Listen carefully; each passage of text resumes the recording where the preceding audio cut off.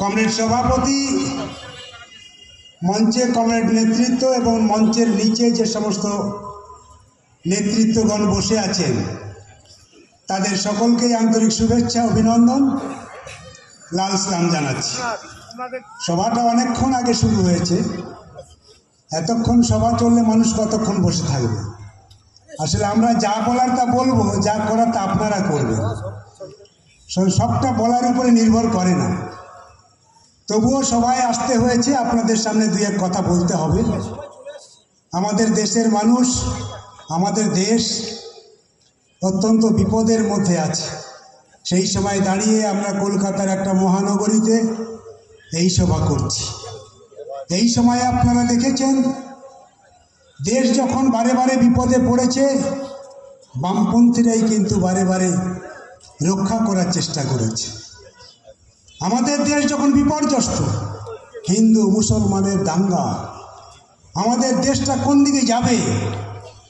আমাদের যুক্তরাষ্ট্র কাঠামো যখন ভেঙে দিয়ে হিন্দু রাষ্ট্র গড়তে চায়, এর বিরুদ্ধে কে লড়াই করবে?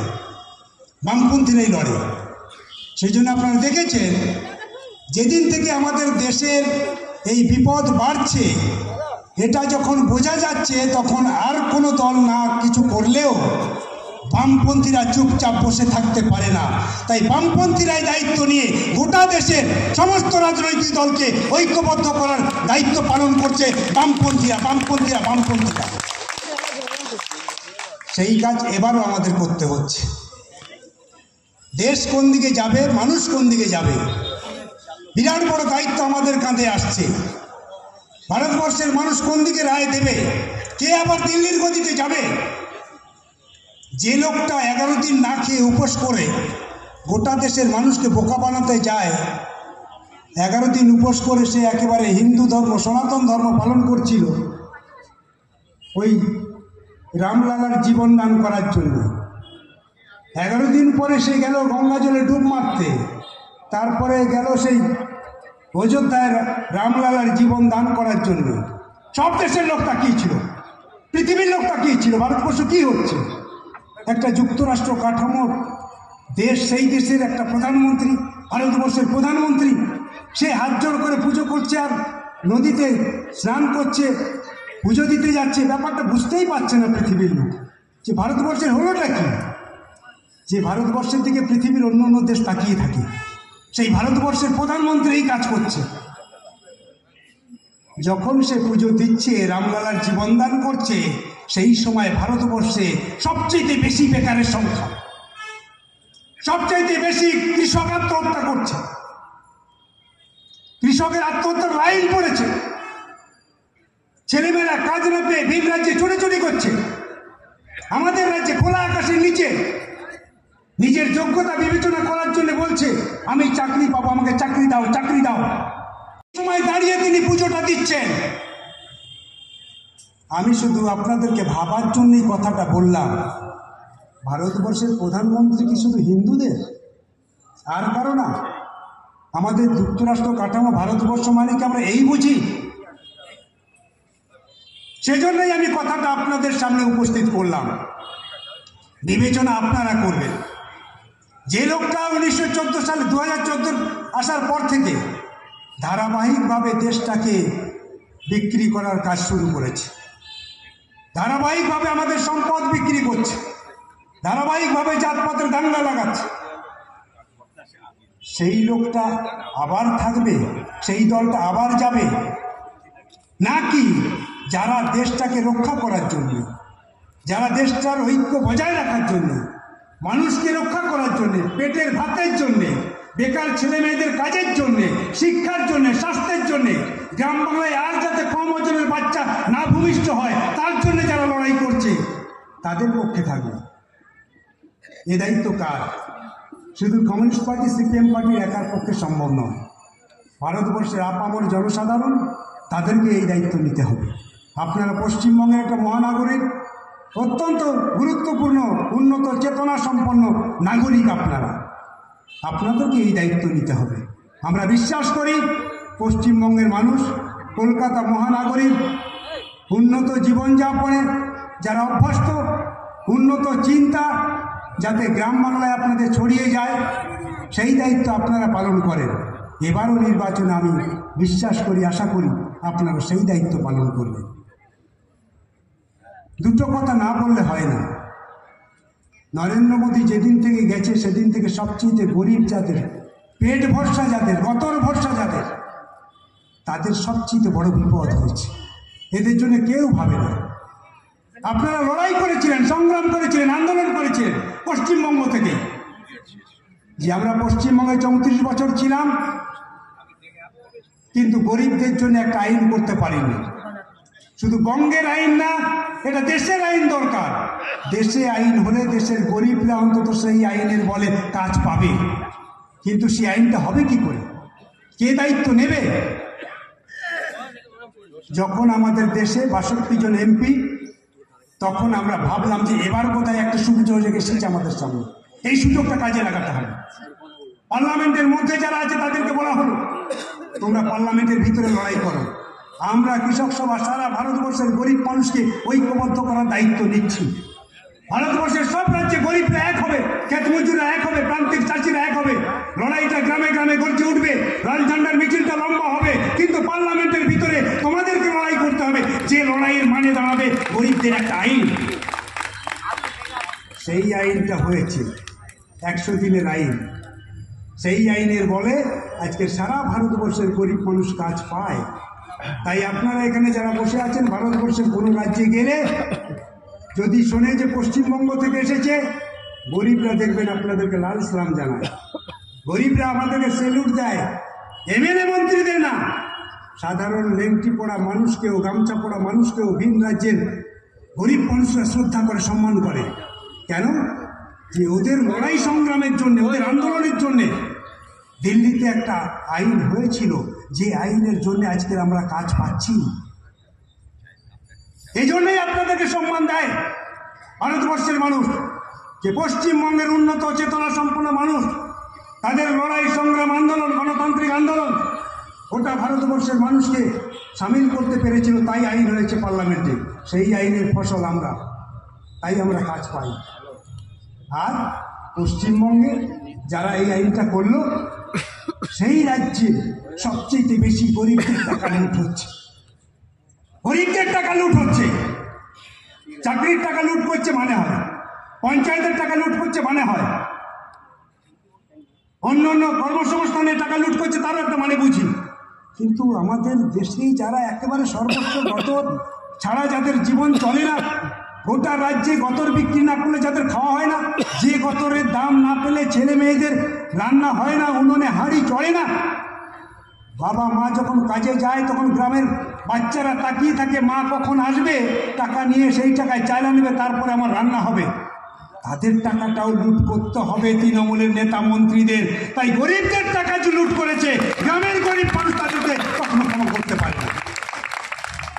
আজকের বিচার করার সময় এসেছে আমাদের সামনে, ঠিক করতে হবে কি হবে, কোন দিকে মানুষ যাবে, কি রায় হবে। যারা আমার সর্বস্ব কেড়ে নিল, যারা আমার জমি কেড়ে নিল, যে আমার কাজের টাকা লুট করে নিল, মানুষকে আবার তাদের দিকে যাবে নাকি মোড় ঘুরবে? কোন দিকে? দায়িত্ব কে নেবে? আপনাদেরকেই নিতে হবে। গোটা গ্রাম বাংলার দিকে তাকিয়ে দেখবেন, শহরে বসে সবটা বোঝা যায় না। গ্রাম বাংলার দিকে যাবেন, গ্রাম বাংলাতে কত কম ওজনের সন্তান জন্মাচ্ছে, কম ওজনের সন্তান, এই হিসেব কেউ রাখে না, এই হিসেব কেউ দেয় না। চিন্তা ভাবনার অন্ধকারে আড়ালে এরা চাপা পড়ে যায়। সব গ্রাম বাংলার গরিব মা বোনেদের পেট থেকে যে সন্তানটা জন্মাচ্ছে, ভূমিষ্ঠ হচ্ছে, কম ওজনের সন্তান জন্মাচ্ছে, এটা নিয়ে কে ভাববে, কে ভাবাবে? বারে বারে প্রশ্ন ওঠে, কিন্তু সে প্রশ্নের সমাধান হয় না। ওরা এটাই চায় যে গ্রাম বাংলাতে অপুষ্টি সন্তান জন্মাক। তাই তো তারা ICDS প্রকল্পের টাকা কমিয়ে দিল, কারণ ওইটাতে সবচেয়ে বেশি উপকৃত হয় গ্রাম বাংলার গরিব মা বোনেরা, আর তাদের সন্তানরা সেখানে যায় আর পুষ্টি নিয়ে আসে, নিউট্রিশন সেখান থেকে পায়। তাহলে গ্রাম বাংলায় যদি আমাকে আঘাত করতে হয়, তাহলে সরাসরি আমি আঘাত করতে পারবো না, কিন্তু আমাকে প্রকল্পের টাকা কমাতে হবে। প্রকল্পের টাকা কমলে মা বোনেরা অটোমেটিক তারা আক্রান্ত হবে। এত পরিকল্পনা করে নামানো হচ্ছে, সেই পরিকল্পনার শিকার হয়ে যাচ্ছে আমরা গ্রাম বাংলার মায়েরা। প্রকল্পের টাকা কম হচ্ছে বলেই আজকে মা বোনেদের পেটের মধ্যে যে বাচ্চাটা আস্তে আস্তে করে ভ্রূণটা বড় হচ্ছে, সে কিন্তু অসুস্থ হচ্ছে। যখন পৃথিবীর আলো দেখছে তখন সে ন্যাংড়া খোঁড়া পঙ্গু হয়ে জন্মাচ্ছে। ওরা এটাই চায়, যত বেশি ন্যাংড়া খোঁড়া সন্তান জন্মাবে গ্রাম বাংলাতে তত লাভ। ওই গ্রাম বাংলা যত দিন যাবে তত পিছবে, কারণ 100 দিনের টাকা দিলে ওই গ্রাম বাংলার গরিবরা পাবে, কাজ পাবে, মাথা উঁচু করে বাঁচবে। স্বাস্থ্যে ICDS এর টাকা দিলে সবচেয়ে বেশি উপকৃত হবে গ্রামের গরিব ক্ষেত মজুর আদিবাসী পরিবারের মা বোনেরা। তাহলে ওদের পেট থেকে সুস্থ সন্তান জন্মাবে, আর সুস্থ সন্তান জন্মালে এই সন্তানরাই সমাজ পরিবর্তনের কাজে লাগবে। এরা লেখাপড়া শিখবে, এরা প্রশ্ন তুলবে, সমাজটাকে এগিয়ে নিয়ে যাবে। তাহলে আমরা আর বেশি দিন টিকে থাকতে পারবো না। ফলে ঘুরপথে তারা গ্রামের গরিবের উপরে এভাবেই আক্রমণ করছে। এটা যদি আমরা বোঝার চেষ্টা না করি, শহরের মানুষরা যদি বোঝার চেষ্টা না করি, গ্রামকে রক্ষা করা যাবে না। আর গ্রাম রক্ষা না হলে, গ্রামের মানুষ রক্ষা না হলে আপনারাও সুরক্ষিত থাকবেন না। আপনাদের সুরক্ষার জন্যে গ্রাম অত্যন্ত জরুরি, অত্যন্ত প্রয়োজন। সেই জন্যে আপনাদেরকেও এটা বুঝতে হবে। সরকারটা এভাবেই চলছে। এই সময়কালের মধ্যে আপনারা দেখেছেন এত কিছুর পরেও আমাদের রাজ্য সরকার থেমে থাকেনি। দিল্লি থেকে যা আইন হচ্ছে সবগুলোকে অতি দ্রুত কার্যকরী করার চেষ্টা করছে, অতি দ্রুত। স্কুল পাঠশালা যা কিছু সিদ্ধান্ত হচ্ছে সেটা কার্যকরী করতে হবে।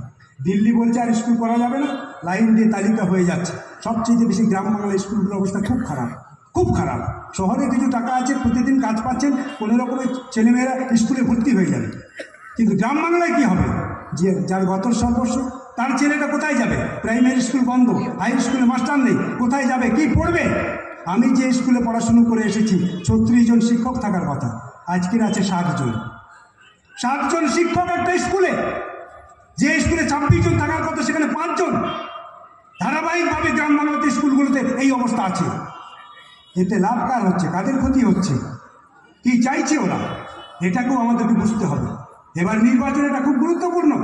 তবে গ্রাম বাংলাকে এভাবেই অশিক্ষিত করে তুলছে। এই বছরের আগের বছর আপনারা দেখেছেন 40 লক্ষের বেশি ছেলেমেয়ে পরীক্ষায় বসতে পারলো না। এই 4 লক্ষের ছেলেমেয়ে পরীক্ষায় বসতে পারলো না। এরা কারা? ভাবতে হবে, আমাদেরকে ভাবার সময় এসেছে। 4 লক্ষ ছেলেমেয়ে আর কেউ না, এরা হচ্ছে একবারে গরিব, প্রান্তিক, কৃষক, আদিবাসী, তফসিলি জাতি পরিবারের সন্তান। এই সন্তানের পরীক্ষা না দিয়ে অর্ধশিক্ষিত অবস্থায় ভিন রাজ্যে চলে গেছে। যখন দেখছে তার বাবা চাষ করেছে, সেই ধান খামারে বসে বিক্রি করছে, বস্তার পর বস্তা ধান বিক্রি হচ্ছে, কিন্তু সব ধান বিক্রির পরেও তার বাবার ঋণের টাকাটা শোধ হলো না। ওই ছেলেটা দাঁড়িয়ে ফ্যাল করে তাকিয়ে দেখলো আমার বাবার সব ধান বিক্রি হয়ে গেল, কিন্তু যে টাকা ঋণ নিয়েছিল সেই ঋণের টাকা শোধ হলো না। আমি কি করে হাত পেতে বলবো বাবা টাকাটা দাও, আমার পরীক্ষার জন্য টাকাটা জমা দিতে হবে? ছেলেটা বলতে পারলো না, নীরবে নিভৃতে চোখের জল ফেলতে বাবা মাকে না বলে রাতের অন্ধকারে আরেক বন্ধুর হাত ধরে সে ভিন রাজ্যে চলে গেছে কাজ করতে, এবং পরে যে শ্রমিকের খাতায় নাম লিখিয়েছে। এই হচ্ছে আমাদের রাজ্য। এরপরে কি বলবেন? এরপরেও ক্ষমা করবেন ওদেরকে? পরদিন সকালবেলা বাবা যখন খোঁজ করছে, খোকা কোথায়, খোকা ঘুম থেকে উঠছে না কেন, দেখো খোকা উঠছে না কেন? দরজা খুলে দেখে খোকার ব্যাগ নেই, খোকা নেই।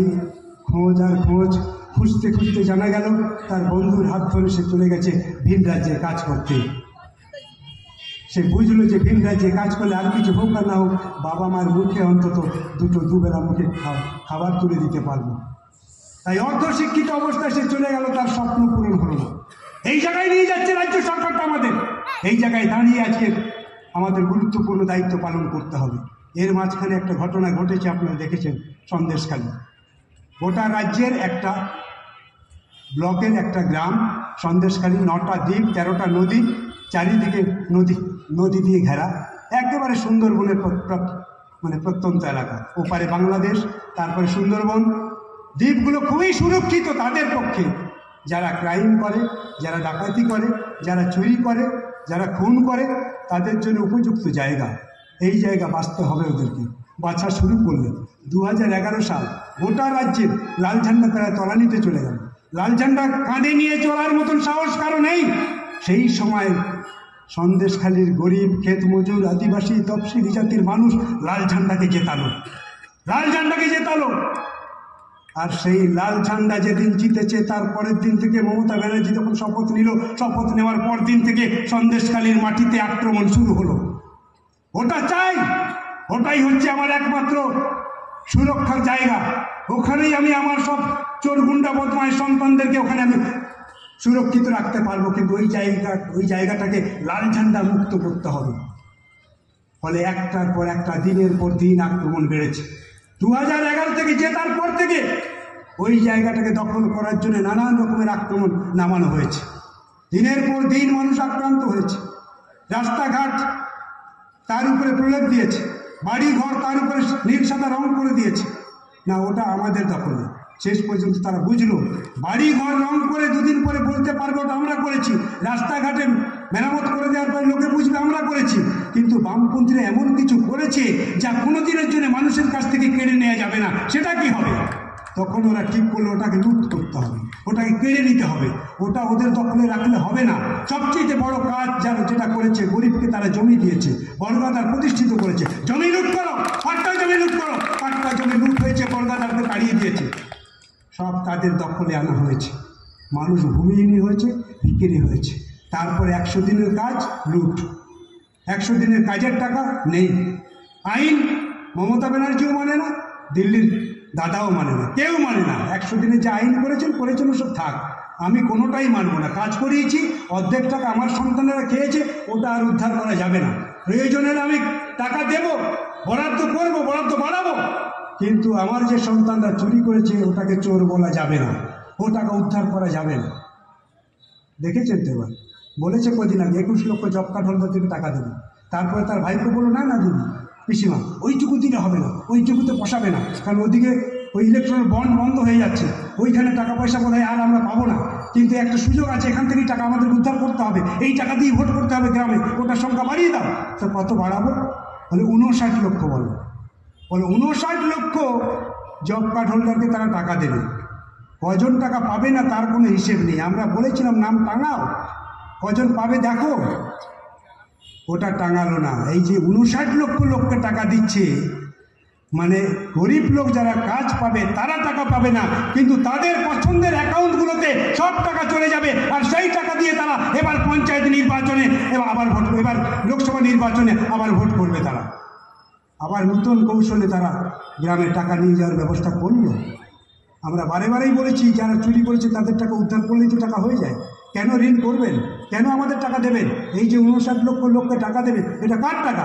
কেন প্রশ্ন তুলবেন না?